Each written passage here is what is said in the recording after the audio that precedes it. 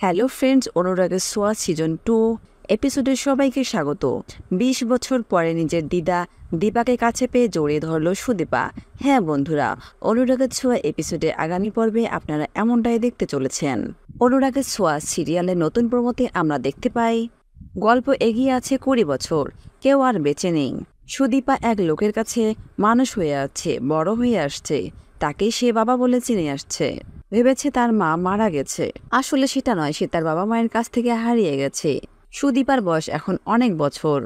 Medical কলেজে first করে police officer আদিত্যের হাত থেকে পুরস্কার নিয়ে সুদীপা তার বাবাকে জড়িয়ে ধরে এবং সে বলে খুব তাড়াতাড়ি তার কাছে ফিরে আসার জন্য।